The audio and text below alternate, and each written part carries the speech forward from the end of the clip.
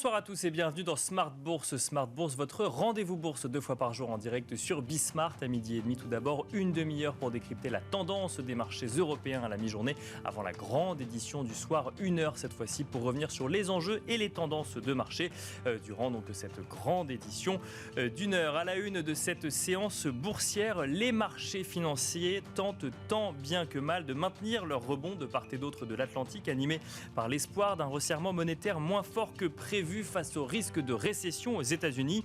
Un scénario qui devient d'ailleurs de plus en plus probable, à en croire en tout cas Jérôme Powell lui-même, qui s'exprimait devant le Congrès la semaine dernière et qui a exprimé qu'un soft landing serait, je cite, very challenging.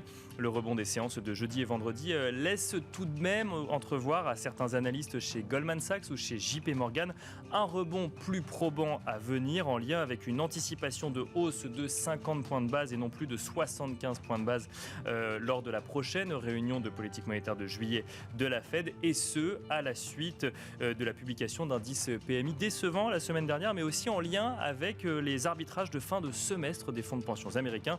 Nous demanderons à nos invités s'ils partagent également cet avis. Nous évoquerons également dans Planète Marché le cours de l'or, cette valeur refuge qui, contrairement aux autres actifs, reste stable et affiche actuellement un cours à l'équilibre depuis le début de l'année. Les membres du G7 ont décidé d'adopter ce week-end un embargo sur l'importation d'or neuf russe. Cela peut-il avoir un impact sur le cours ou en tout cas rappeler l'actif au bon souvenir des investisseurs? Nous en parlerons dans un instant. Et puis, dans le dernier quart d'heure thématique de Smart Bourse dans Marché à thème, nous nous intéresserons au High Yield Corporate des pays émergents. Nous ferons le point avec Adrian Bender, gérant chez Vontobel AM, sur les niveaux de spread de cette classe d'actifs et sur le potentiel que cela peut recéler pour l'investisseur averti évidemment. Bienvenue à vous tous qui nous rejoignez. Smart Bourse, c'est parti.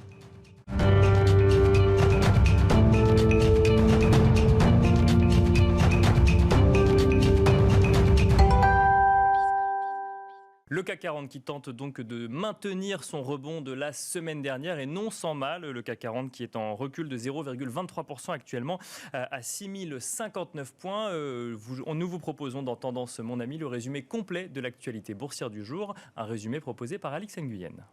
La progression aura été de courte durée pour le CAC. Le marché reste toujours empreint d'une importante volatilité. On retient aussi la progression des valeurs liées aux matières premières. La bourse de New York, pour sa part, recule. À noter que Nike, composante du Dow Jones, publiera ses résultats trimestriels après la clôture de Wall Street.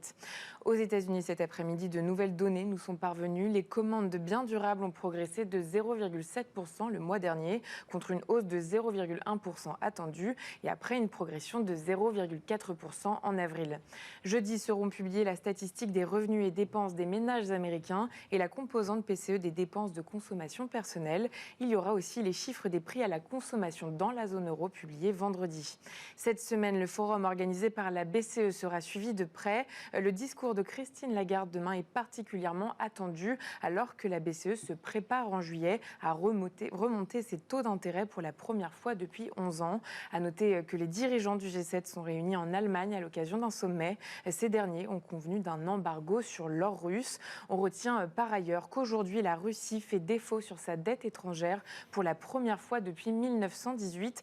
Moscou n'a pas été en mesure de régler les intérêts dus sur ses obligations en dollars et en euros à l'expiration d'un délai de grâce de 30 jours ou la conséquence directe des sanctions prises après l'invasion de l'Ukraine. La Russie pourrait se voir durablement privée d'accès au marché de dette.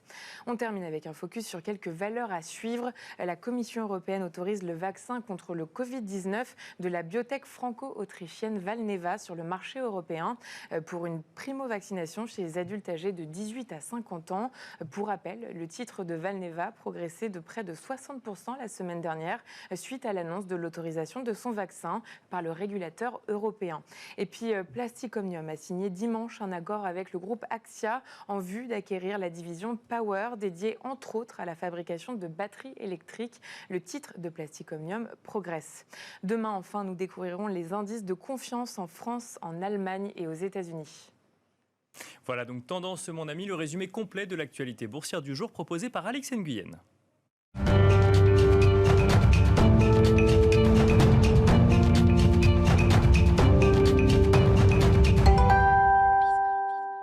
Et Et c'est parti pour Planète Marché, une quarantaine de minutes pour tenter de décrypter ensemble l'incertaine et riche actualité, parfois politique, souvent économique et surtout financière. Donc sur le plateau de Smart Bourse, et ce soir nous avons le plaisir d'être accompagnés par 3 experts pour décrypter l'actualité du jour, mais j'ai envie de dire des semaines qui viennent et surtout qui vont s'écouler.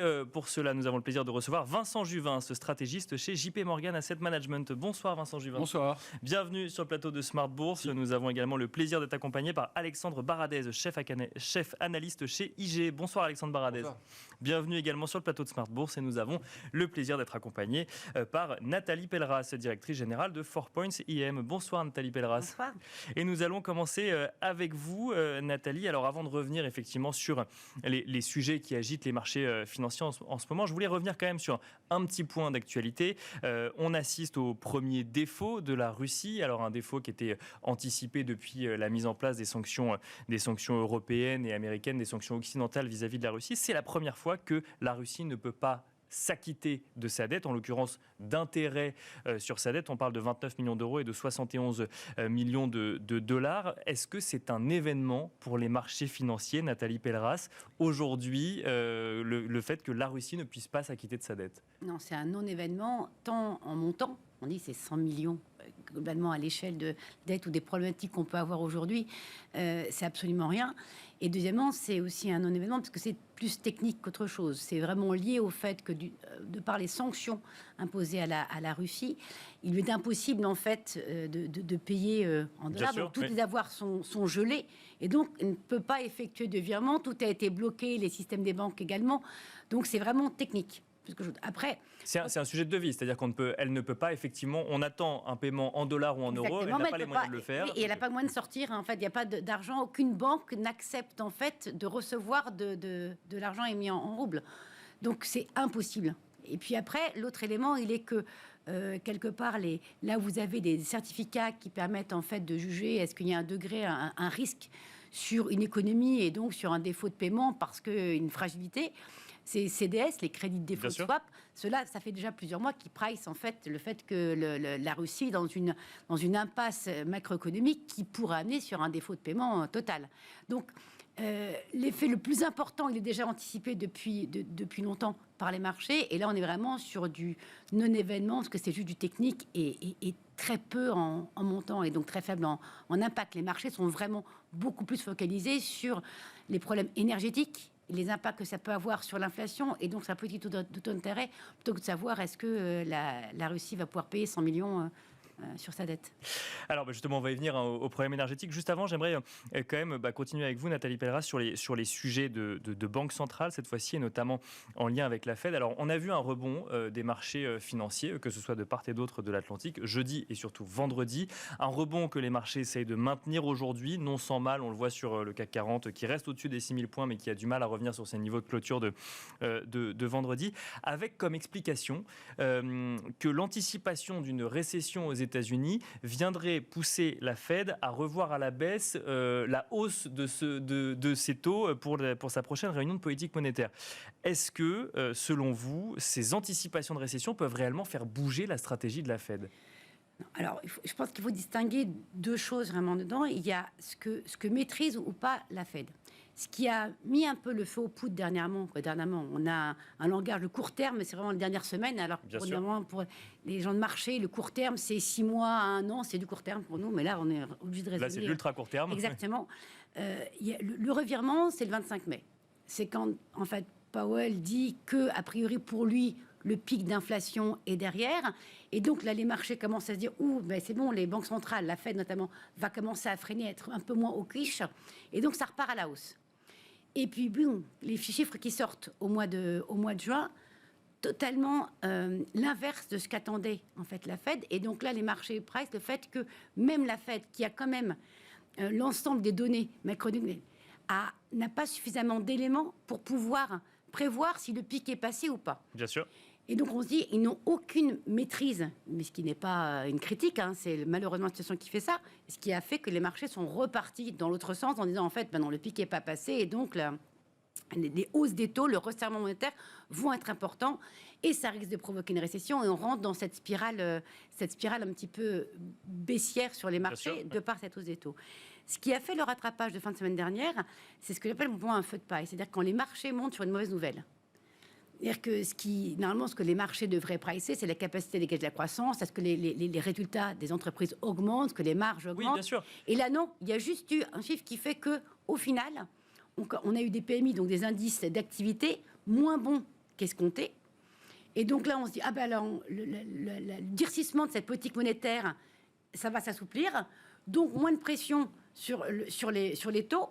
On se fiche que ça voulait dire qu'il y ait une c'est ça, ça veut dire qu'en fait, on anticipait la mauvaise nouvelle, donc les marchés baissaient, la mauvaise nouvelle se confirme, et donc en fait, ça devient une bonne nouvelle du fait que du coup, il y aura un soutien peut-être plus important, ou en tout cas un arrêt du soutien moins important de la Fed. Oui, pourquoi ? Parce qu'en fait, les marchés, étant donné qu'ils n'ont pas de repères macro et micro, ils jouent sur les valorisations.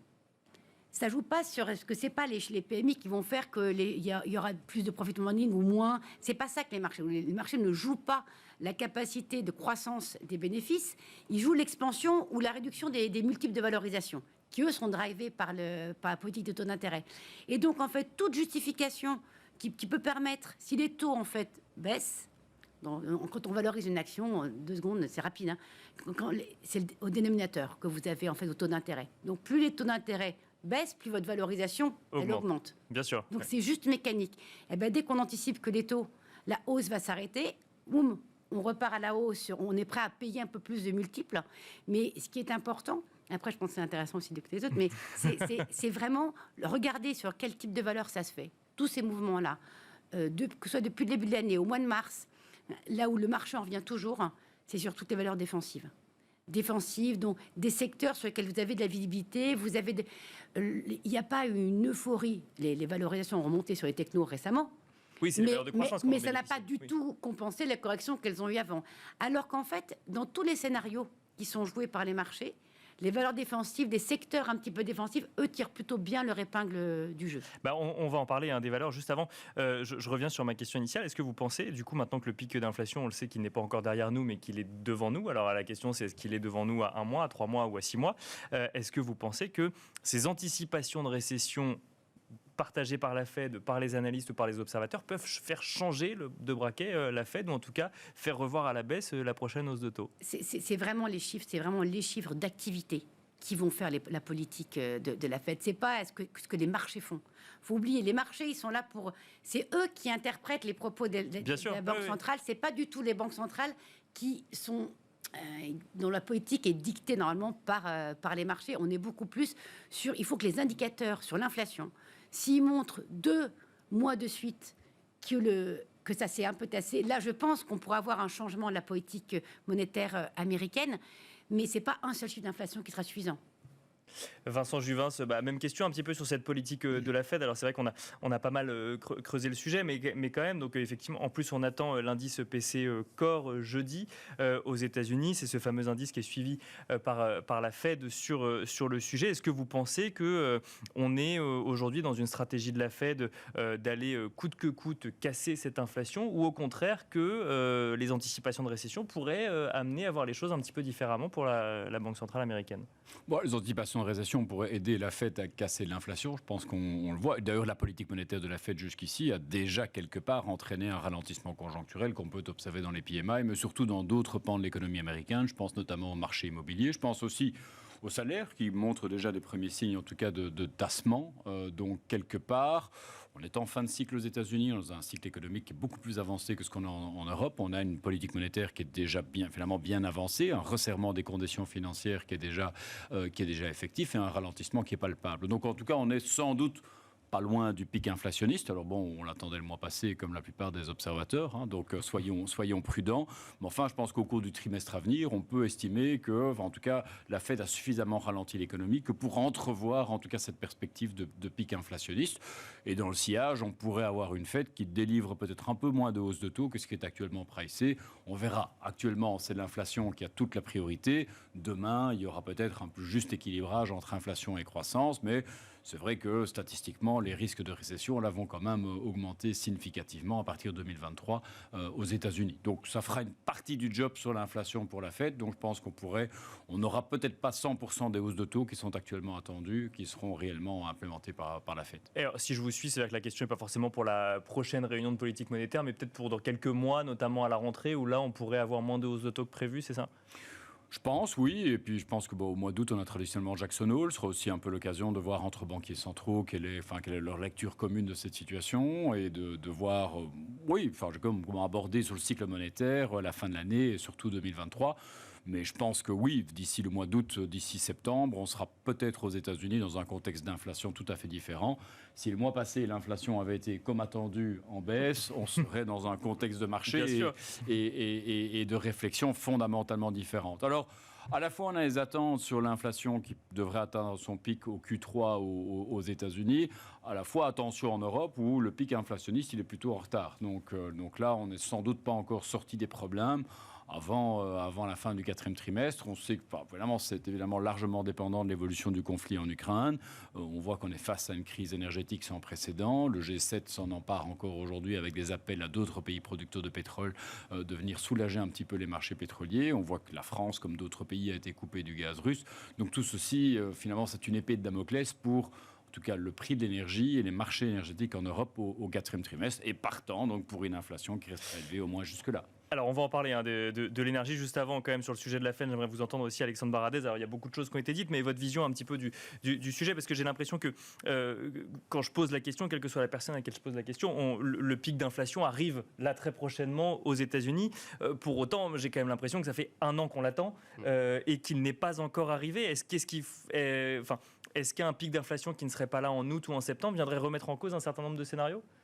Ce serait assez curieux qu'il soit pas là. D'accord. Okay. Parce que en fait, les marchés financiers ont commencé à corriger. Si on se souvient bien, la partie la plus sensible des marchés, toute la tech non rentable ou autre, a commencé à baisser dès le 4e trimestre l'année dernière. Ça s'est fait sur une inflexion du discours de Jérôme Powell avant qu'il tape du poing sur la table en janvier beaucoup plus fortement, mais déjà en novembre. Et c'est à ce moment-là que toutes les classes d'actifs les plus spéculatives, SPAC, IPO, les cryptos, tech non rentables, ont commencé à baisser. Et en janvier, ça a été les large caps, Nasdaq notamment, la partie valeur de croissance qui était très sensible. Et ça s'est fait donc alors que le contexte de croissance était très bon à ce moment-là, qu'on parlait pas du tout de l'Ukraine, ça n'avait pas encore débuté, ou autre. Donc le marché était déjà dans l'anticipation effectivement que l'inflation allait générer des mouvements de changement brutaux de la part des banques centrales. Là effectivement, on a des chiffres maintenant qui... Les marchés ont rebondi effectivement après des PMI moins bons qu'attendus, mais aussi parce que le pétrole a pas mal lâché. On était à 123 il y a à peu près 15 jours, on est retombé à 101 $. Donc $20 en 2 semaines sur le pétrole. Et toutes les matières premières, le mois de juin était un mois assez remarquable. En moyenne, si vous prenez des indices synthétiques type Bloomberg, on est à moins 13, moins 14 depuis le sommet d'il y a 2-3 semaines. Donc je pense que c'est ça aussi que le marché prend, parce qu'il a décroché au tout début d'année sur les anticipations du durcissement de la Banque centrale. Donc dès que ça s'étend un peu sur les commodities, c'est un relais spéculatif, il y avait des gaps qu'on avait laissés ouverts, donc il y a un peu d'aspect technique aussi. Mais le gros problème, et on le voit sur l'Europe depuis quelques jours, c'est que le gaz repart en Europe. Alors, ce n'est pas la plus grosse composante de l'inflation, mais on voit que les anticipations d'inflation se tassent avec les matières premières depuis 2-3 semaines. Et ça, ce sont des éléments forts pour les banques centrales. On sait qu'elles regardent les swaps d'inflation 5 ans dans 5 ans. Donc, ils se sont un petit peu retournés, mais là, depuis quelques jours, avec le gaz qui repart en Europe, eh bien, les swaps d'inflation sont en train de repartir.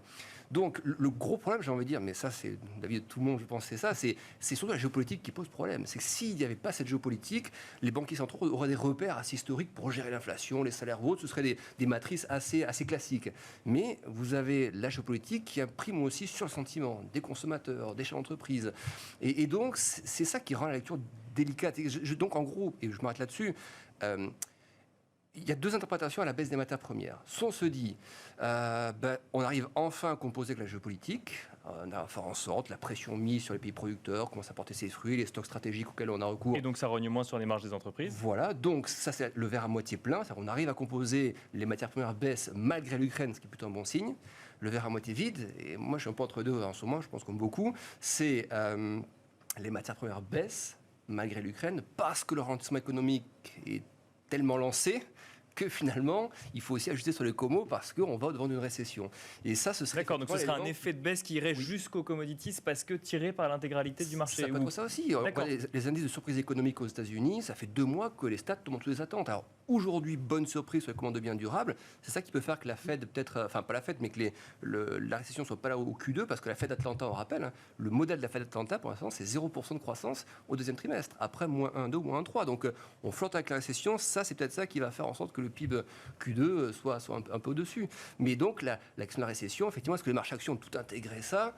Les multiples ont beaucoup dégonflé, mais il faut se souvenir que les multiples, on a 18 fois les bénéfices passés sur le S&P, post-crise subprime, on n'y est pas encore au subprime, heureusement, j'espère jamais d'ailleurs, mais on était à des 12 fois, 11 fois, 13 fois les bénéfices. Donc on sait aller plus bas s'il y a besoin d'aller plus bas. Alors un sujet à la fois, on va revenir sur les valorisations, mais donc Nathalie Pelleras, question simple, mais Alexandre Baradez y a déjà répondu. Donc effectivement, le sujet des matières premières en Europe, que ce soit le gaz ou le pétrole, de toute façon, le sujet c'est l'énergie, comment est-ce qu'on fait tourner les usines, comment est-ce qu'on se chauffe.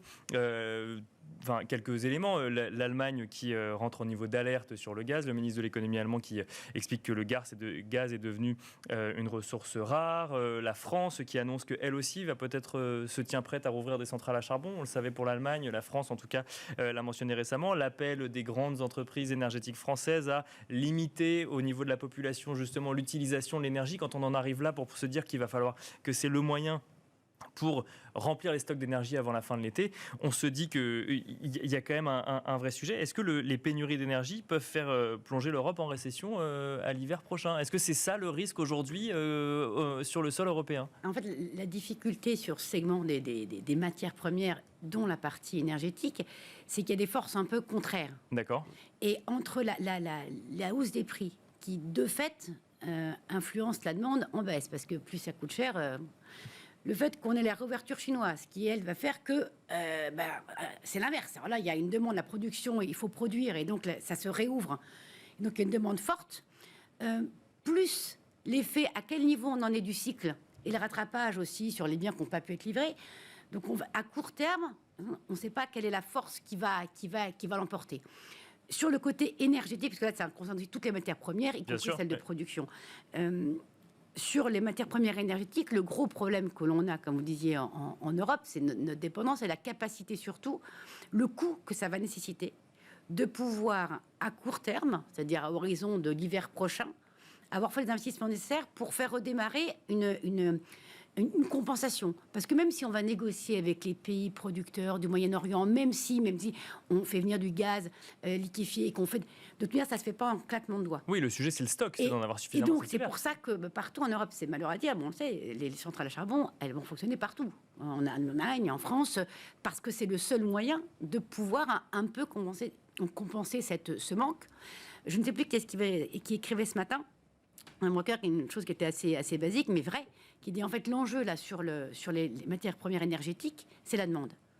Et le seul moyen d'agir pour faire réellement un peu pression sur les prix à la baisse, c'est de temporiser le côté de la demande et que donc tous consommateurs, que ce soit entreprises, on réduise notre consommation. Donc là, ça veut dire que c'est un changement, c'est même plus du géopolitique, c'est du comportement social. Bien sûr. Oui. Et ça, on peut tous volontairement aller dessus, mais comment le faire ? Et au bout de combien de temps est-ce que ça aura des impacts ? Ça, c'est très difficile à dire. Mais sauf que du coup, moi ma question, c'est quand on demande aux gens d'éteindre la lumière chez eux, hein, je prends un exemple très concret, ou de moins utiliser telle ou telle énergie, ça joue forcément sur la consommation et sur la croissance derrière, non ? Oui, alors ça joue oui et non, parce que ça dépend, en tout cas, les plans de l'économie. Ça dépend si vous voulez faire du vert ou pas du vert aussi. Parce que là, l'enjeu environnemental à court terme, c'est aucun moyen d'y répondre. Bien sûr, oui. Mais ça aussi, ça joue beaucoup parce que, mine de rien, toute la promotion de tout ce qui est électrique, évidemment, ça consomme moins de pétrole, mais derrière, il faut des centrales électriques pour produire. Oui, bien sûr. On consomme moins d'une énergie, mais on en a besoin d'une autre. C'est sur toute la chaîne qu'on doit intervenir. Donc, à court terme, malheureusement, pas la solution. Je pense qu'aucun des intervenants non long, ce sera un cumul de ces solutions-là. Mais c'est sûr que les prix des matières premières sont la conséquence de la demande et de l'offre, mais aussi une conséquence sur la santé économique mondiale. D'autant qu'il y en a encore qui ont, elles aussi, c'est vraiment un peu contradictoire. Prenez l'or, on parlait tout à l'heure. L'or, c'est en même temps une valeur refuge, c'est un actif sans rendement. Donc on s'est rendu compte que les actifs sans rendement avec du tangible, ça a quand même plus de valeur que les crypto-actifs, par exemple. Mais c'est aussi une matière première qui sert beaucoup pour la transition énergétique. Donc c'est aussi une matière première industrielle. Alors, donc, et je prends que ça comme exemple pour dire que vous pouvez avoir des forces de rappel différentes sur le prix de ces matériaux. Et que là, on est vraiment un peu dans un brouillard. Vincent Juvin, même question sur... Ces tensions énergétiques peuvent-elles créer ou participer à une récession sur le sol européen, aux récessions au sens où effectivement on aurait 2 trimestres consécutifs de croissance négative, voire plus. Ça ne veut pas dire qu'on serait dans une crise profonde, mais est-ce que ça peut précipiter une récession sur le sol européen ? Oui, à minima, et ça peut même être une belle crise, ça peut être une crise très profonde. Je pense qu'il faut être clair sur ce plateau. Enfin, l'hiver 2023 est l'hiver de tous les dangers. Enfin, on va pas être catastrophiste, mais enfin, on a une conjonction d'éléments qui est quand même pas très favorable.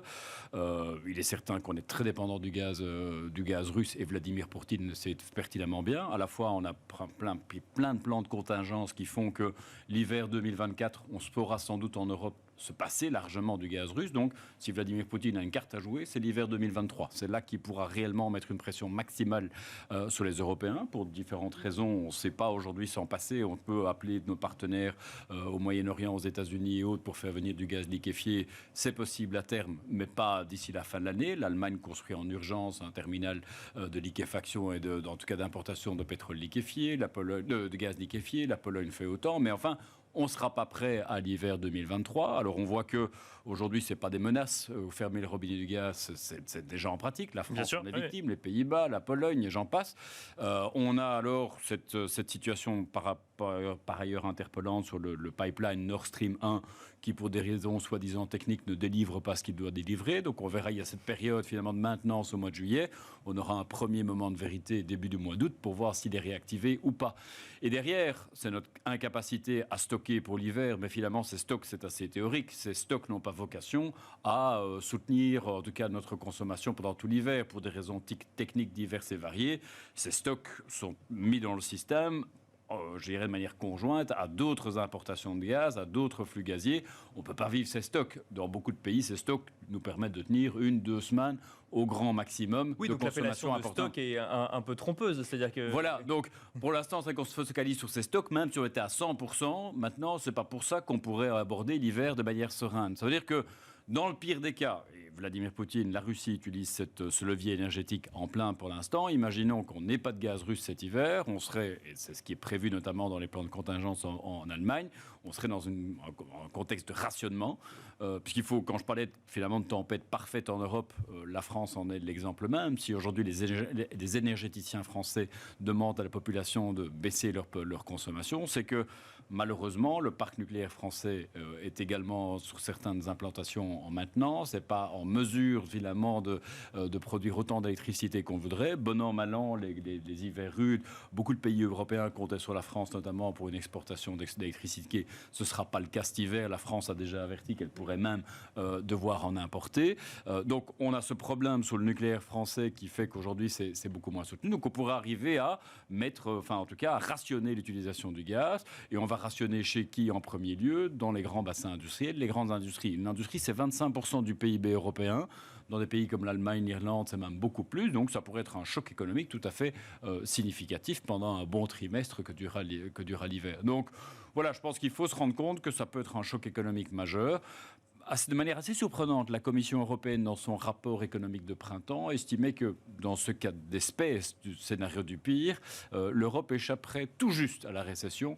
Mais je trouve que c'est quand même encore, pour moi, un scénario un peu rose au vu des enjeux auxquels on est confronté aujourd'hui. Là, on parle de scénario, mais alors je ne sais pas si on peut donner un pourcentage de réalisation, mais on parle d'un scénario probable. Il y a quand même malheureusement une forte probabilité de se passer. Encore une fois, c'est plus des menaces. La France est aujourd'hui coupée du gaz russe, les Pays-Bas le sont tout autant. Le flux via le pipeline Nord Stream 1 est vraiment limité. On sait que la Russie et Vladimir Poutine est un brillant stratège. C'est en tout cas cette année qu'il peut utiliser ce levier énergétique pour mettre la pression sur les Européens. Et il semble en tout cas jusqu'ici vouloir le faire. Donc attention à cet hiver. Et je pense qu'il faut...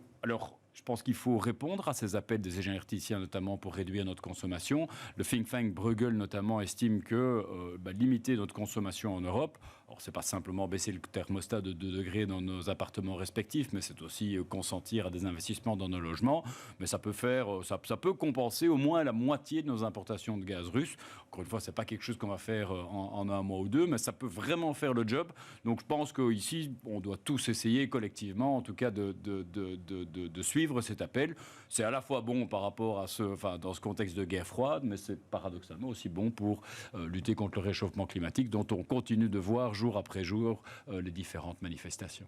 Alexandre Baradez, alors à la suite effectivement de la situation qui a été très clairement expliquée par Vincent Juvin, alors peut-être une réaction là-dessus, puis moi j'ai envie de faire le lien peut-être avec la difficile tâche de la BCE actuellement. Alors effectivement, on l'a dit en introduction, la BCE ne pourra pas agir sur les prix du pétrole ou du gaz, mais elle aussi doit commencer à remonter ses taux pour se laisser potentiellement un peu de souffle pour pouvoir réagir demain s'il y a une situation économique encore pire que celle qu'on connaît actuellement. Mais qu'est-ce qu'elle peut réellement faire dans un contexte économique comme celui qu'on a aujourd'hui? Elle ne peut pas aller trop vite parce qu'on voit que sur le marché obligataire souverain, ça ne réagit pas très bien. Les spreads qui sont écartés, elle a dû brandir la menace qu'elle mettra dans leur exécution. En tout cas, une équipe a été constituée, Eurosystème, BCE, pour mettre en place des outils anti-fragmentation. Donc, c'est une réalité bien concrète.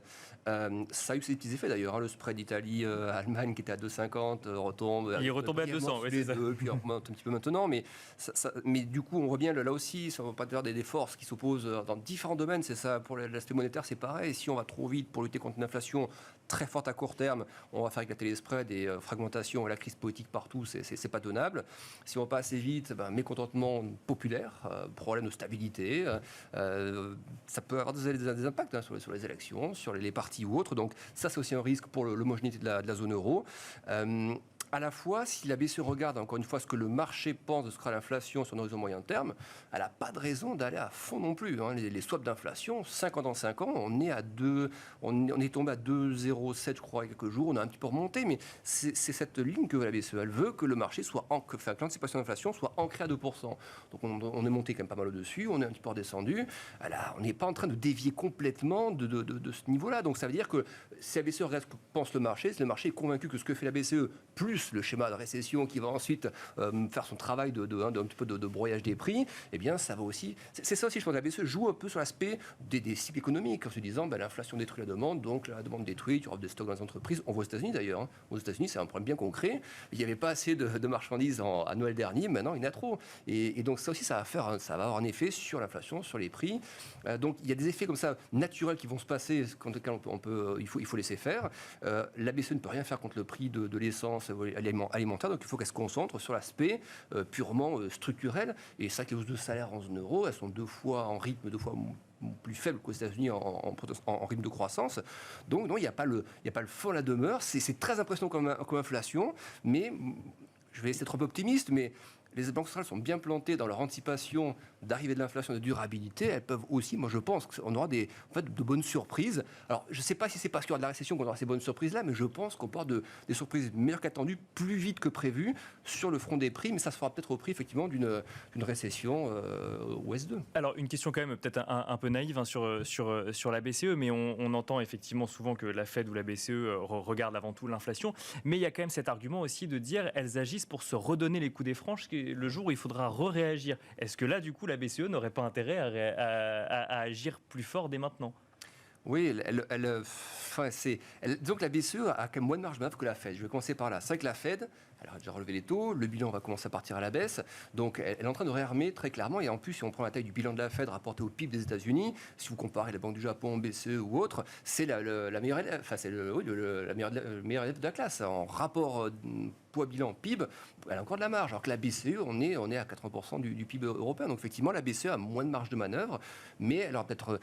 Si elle ne va, elle n'est pas obligée de remonter trop fortement les taux, et elle n'est pas obligée non plus de les on est toujours habitué à des pivots comme ça, des choses assez brutales de banque centrale. Moi, je pense qu'on est dans une ère où justement, il ne faut pas attendre le pivot. Il faut attendre un discours qui va progressivement se lisser, quand on aura 2 ou 3 mois d'inflation qui vont commencer à plafonner. Mais je pense qu'il ne faut plus attendre de pivot de la part des banques centrales. Ça, c'est des schémas toujours un peu extrêmes. Il y avait les tensions interbancaires en 2018, donc pivot de la Fed en 2019, plus les tensions États-Unis-Chine, puis le Covid. Donc ça fait des allers-retours assez brutaux, même pour l'économie. Et je pense qu'on va avoir quelque chose qui doit être plus normalisé, à la fois sur les budgets des États, ça va aller progressivement sur les budgets, et les banquiers centraux, selon moi, vont s'inscrire aussi là-dedans, quelque chose de plus lissé.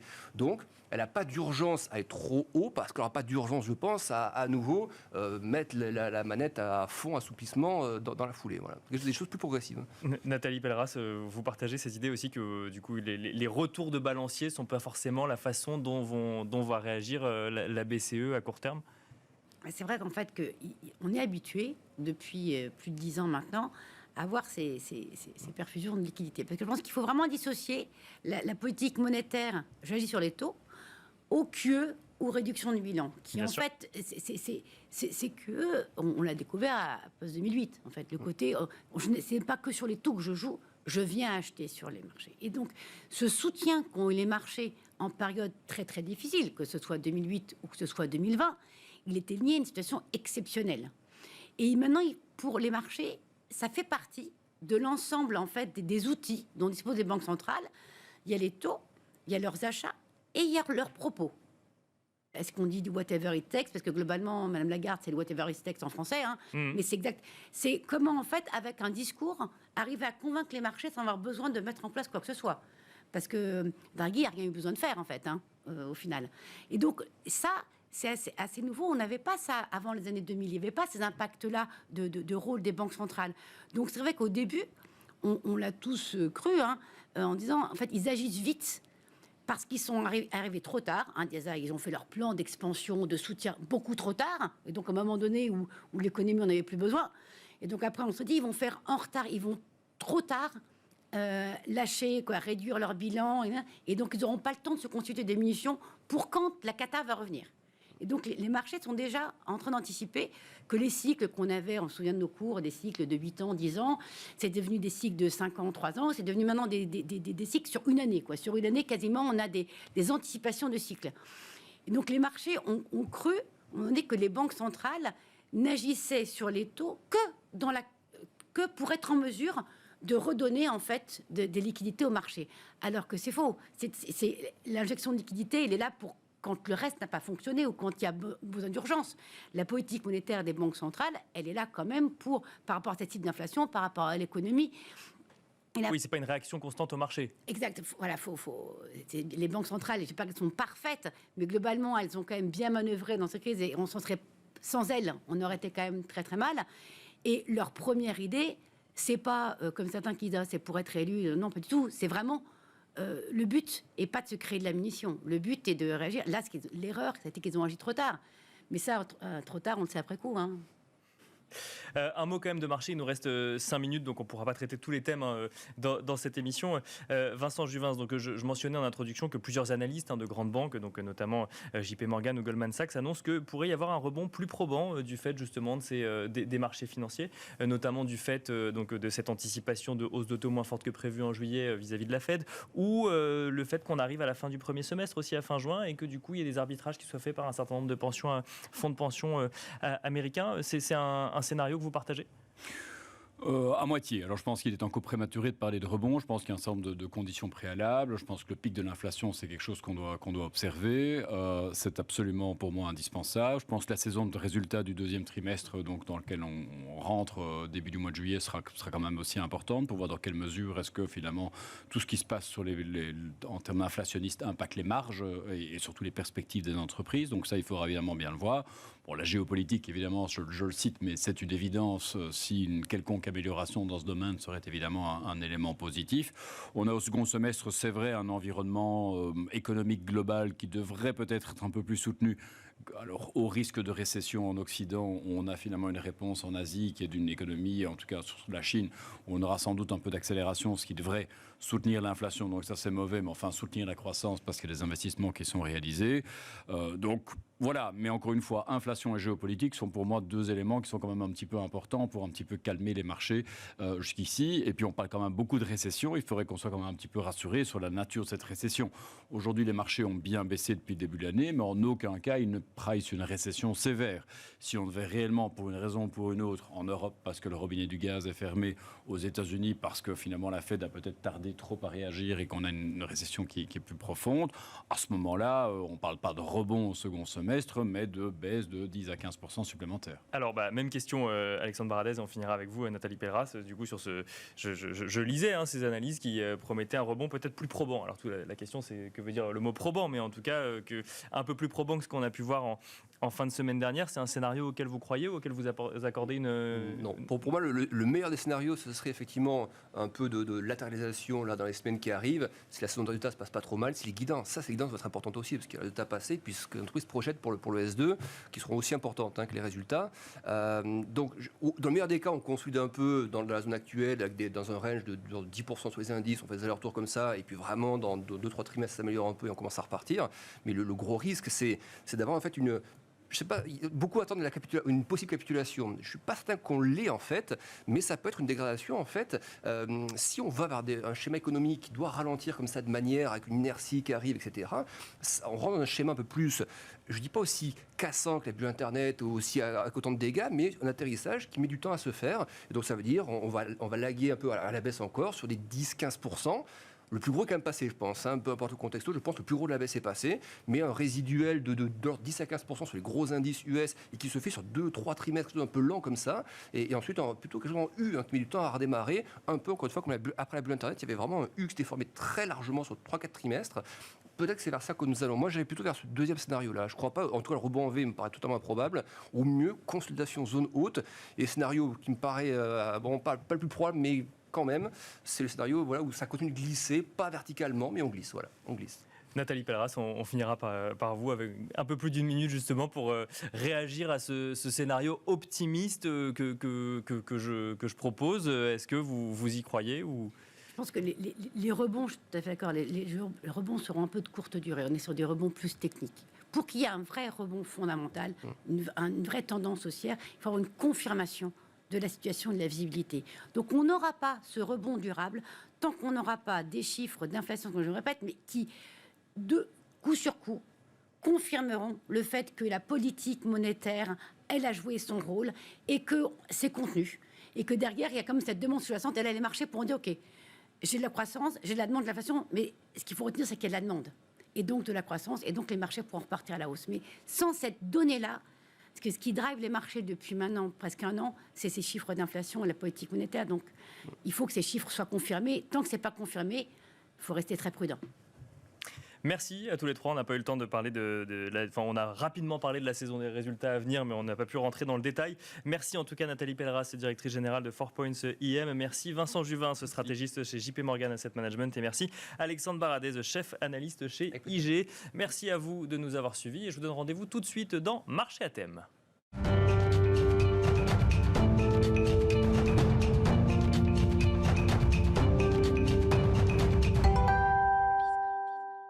Et nous voilà partis pour Marché à thème, le dernier quart d'heure thématique de Smart Bourse où nous allons parler de high yield, mais aussi de manière plus générale de ce qui se passe dans les émergents et notamment des obligations corporate émergents. Pour cela, nous avons le plaisir de recevoir sur le plateau de Smart Bourse Adrian Bender, gérant chez Vontobel AM. Bonsoir Adrian Bender. Bonsoir Nicolas, enchanté d'être avec vous ce soir. Merci de m'accueillir. Merci d'être sur le plateau de Smart Bourse. Alors effectivement, on commente souvent dans cette émission effectivement les marchés occidentaux. Là, on va s'intéresser plus spécifiquement aux corporate émergents. On va évoquer le high yield également.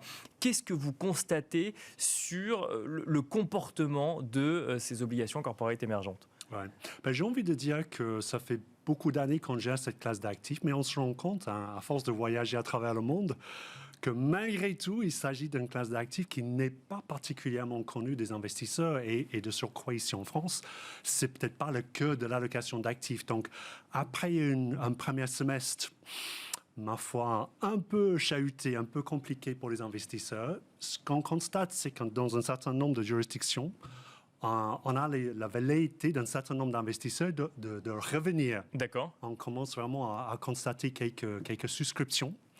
Et donc, on s'est dit, voilà, après cette période un petit peu chahutée, ça serait pas mal de faire un point sur une classe d'actifs qui n'est effectivement pas nécessairement très connue de tout le monde. Alors, vous constatez qu'il y a quand même des spreads qui sont plus importants quand on parle de corporate émergents et notamment ce qui concerne le high yield. Oui, absolument.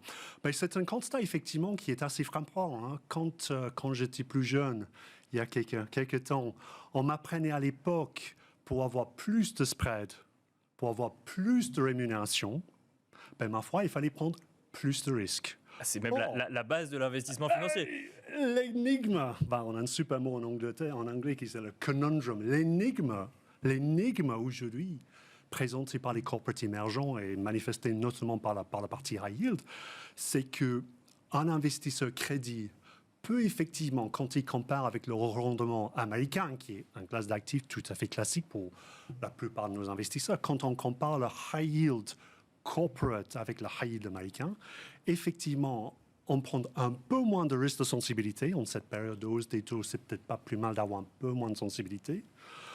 On a une notation supérieure sur les corporates émergents. D'accord. C'est-à-dire, a priori, les fondamentaux plus sains, mieux, et une rémunération plus élevée. Donc, on a plus de spreads avec moins de risque de sensibilité et moins de risque de notation. Donc, ça nous paraît un cas de figure relativement intéressant pour les investisseurs qui cherchent à augmenter un peu le spread. Mais alors, comment vous l'expliquez justement qu'il y ait moins de risque de sensibilité et une meilleure notation sur cette classe d'actifs Exactement, sur la partie, sur le segment rendement. Comment on l'explique ? Alors, le monde financier n'est pas toujours des plus efficaces et on peut le disséquer la question dans plusieurs manières. Alors, quand on voyage, on constate cette notion que les corporates émergents, c'est extrêmement risqué. C'est très exotique. Or, ce qu'on constate, c'est que depuis pas mal d'années maintenant, et notamment depuis la crise de Lehman, c'est une classe d'actifs qui grossit, parce qu'on est face à des entreprises dans les pays à forte croissance. Les entreprises émergentes, ils ont besoin de croître, ils ont besoin de s'endetter pour pouvoir investir. Et donc, il s'agit d'une classe d'actifs qui devient de plus en plus important, plus en plus gros, plus en plus diversifié. Et finalement, la volatilité de la classe d'actifs n'est pas particulièrement élevée. Le trajectoire des performances, quand on regarde l'indice, est tout à fait classique. On n'a jamais eu 2 années de performances consécutives négatives depuis 20 ans. Donc, je crois qu'il s'agit d'une question d'éducation, Nicolas. Je crois qu'on a l'habitude de travailler sur le crédit des pays développés. On a beaucoup moins l'habitude de travailler sur les émergents. Or, il s'agit d'un travail de démystification qu'il s'agit de faire. Donc ça veut dire quoi ? Ça veut dire que quand vous regardez dans le détail, vous constatez que les fondamentaux, selon vos analyses, sont bons, mais que c'est un investissement finalement où on n'a pas le réflexe d'aller regarder ces investissements-là. C'est absolument le cas, puisqu'il s'agit effectivement, quand on regarde la classe d'actifs maintenant, il est à 1300 000 milliards, donc 1,3 billion de dollars. Donc, c'est quasiment la taille du rendement américain. Mais quand on discute avec les investisseurs, déjà les émergents, la classe d'actifs émergents, et de surcroît, les corporates émergents, c'est pas quelque chose de tout à fait habituel. Et c'est ça qui expliquerait du coup que le spread soit un peu plus élevé, c'est qu'il y ait moins d'investisseurs dessus ? En grande partie, parce qu'effectivement, Nicolas, si on regarde les souverains émergents, c'est une classe d'actifs qu'on connaît un peu mieux, on a un peu plus l'habitude d'y investir. La classe d'actifs, c'est à peu près la même taille que les corporates. Mais si on regarde les catégories Morningstar, donc la classe d'actifs dans laquelle il y a des investisseurs qui achètent des fonds de souverains, c'est 4 fois plus que les corporates émergents. C'est à peu près le même actif investi sur le high yield américain. C'est-à-dire, il y a des classes d'actifs dans lesquelles on a l'habitude d'investir, certainement le high yield américain, ici en Europe, clairement le high yield européen. On investit un petit peu sur les souverains émergents, les corporates émergents, il y a moins de demandes et par conséquent, pour pouvoir vendre leurs obligations sur le marché, les corporates émergents sont obligés de payer un petit peu plus. Ça vaut pour les corporates émergents ou pour le high yield des corporates émergents, ça fonctionne de la même manière ? Absolument, ça fonctionne de la même manière, Nicolas. C'est à la fois le cas sur l'investment grade, C'est-à-dire, vous regardez un investment grade corporate émergent, il va payer un peu plus que les pays développés. Et la même chose sur le high yield. Donc, c'est entre guillemets, pour les investisseurs, c'est une prime de risque supplémentaire. Certes, il peut y avoir un peu plus de risque politique par moment. On a vu avec le printemps ce qui s'est passé sur l'Europe de l'Est. Donc, il peut y avoir des risques émergents. Et on n'est pas là à dire il faut faire ceci en abstraction de toute autre chose. Il s'agit bien entendu de maintenir un portefeuille très diversifié. Mais au moment où on sent qu'on a un certain nombre d'investisseurs qui souhaitent revenir sur la classe d'actifs de crédit, il s'agit peut-être aussi de réfléchir au corporate émergent où on a ce prime de risque supplémentaire. Alors, on rappelle qu'on ne donne pas de conseils d'investissement ici, mais qu'on donne des éclairages sur un certain nombre d'investissements ou de perspectives. Et en l'occurrence, donc là, vous avez effectivement, moi, quand on parle de rendement, j'aime bien parler de risque. Donc là, vous avez mentionné qu'il y a quand même un risque politique. C'est là où il faut aller voir le risque. C'est corporate émergent, ce high yield. Donc vous constatez qu'il y a un peu plus d'investisseurs qui viennent. Ça veut dire que quelles sont les perspectives? Que globalement, demain, les spreads vont se réduire mécaniquement parce qu'il y aurait plus d'investisseurs? C'est aussi simple que ça? Effectivement, on est sur la partie technique. Donc, effectivement, il n'y a pas eu énormément de demandes ces derniers temps et donc les spreads à peu près sur tous les spectres, que ce soit investment grade, high yield, pays développés, pays émergents, les spreads depuis quelques temps se sont écartés. Hausse des taux, je pense que vous avez juste discuté de l'inflation et de la croissance, donc ce sont aussi des sujets qui pèsent sur les investisseurs de crédit. Mais on est malgré tout, en termes de fondamentaux, on est sur des économies émergentes extrêmement diversifiées qui ont un autre cycle par rapport à nos pays développés. Les fondamentaux sont bons. Les bilans des entreprises émergentes, en grande partie, sont sains. Ils ont beaucoup plus de cash, comme on a pu dire, à notation supérieure. Et les valorisations, très attractives aussi. Un mot peut-être, parce qu'effectivement, là, on parle d'émergence. C'est vrai qu'émergence, c'est une classe d'actifs où on peut retrouver des pays assez différents. Là, concrètement, on parle de quelles économies, de quels pays, de quel type d'entreprise? Bien sûr. Donc, lorsqu'on regarde le monde du corporate émergent, ne serait-ce qu'au niveau de l'indice, on est sur une soixantaine de pays. D'accord. À la fois en Asie, Amérique latine, Europe, Afrique. À travers une douzaine de secteurs, aussi bien matières premières que TMT, aussi bien consommation, immobilier, etc. Et donc, on a à peu près 800 émetteurs qui sont actuellement dans l'indice. Et donc, c'est effectivement cette diversification de pays, de régions, de secteurs et d'émetteurs dans un monde particulièrement inefficace pour cause d'absence d'investisseurs majeurs, qui fait qu'il y a énormément d'opportunités pour les investisseurs qui s'y intéressent. En matière de secteur, justement, vous constatez qu'il y a des tendances, je ne sais pas moi, la digitalisation, la transition énergétique qu'on retrouve par exemple dans les économies occidentales. Vous constatez les mêmes tendances? Bien sûr, les pays émergents ne sont pas non plus un silo de ce qui se passe dans nos pays développés, bien entendu. Néanmoins, ce qu'on constate, c'est que puisqu'on est sur beaucoup de pays différents, il est parfois assez difficile de comparer le secteur dans un pays avec le même secteur dans un autre pays. C'est-à-dire les télécoms au Nigeria, ça va être très différent du télécom au Brésil. Ou par exemple, la consommation au Brésil, ça va être très différent de la consommation en Corée ou que sais-je. Donc on a quelques secteurs qui sont vraiment des secteurs globaux qui sont typiquement les matières premières, les matières, vraiment l'énergétique. Mais en dehors, il y a énormément de spécificités, effectivement, qui rendent cette classe d'actifs assez inefficace et qui nécessitent très souvent une gestion active. Et on finira là-dessus. Merci beaucoup, Adrian Bender, gérant chez Vontobel AM, de nous avoir détaillé sur le plateau de Smart Bourse cette classe d'actifs, donc qui est les corporates émergents et notamment le high yield corporate émergent. Merci beaucoup. Merci Nicolas, très bonne soirée. Merci à vous également de nous avoir suivis en direct dans Smart Bourse sur Bismart. Et on se donne rendez-vous demain à 12h30, donc en direct toujours sur Bismart pour un nouveau numéro de Smart Bourse.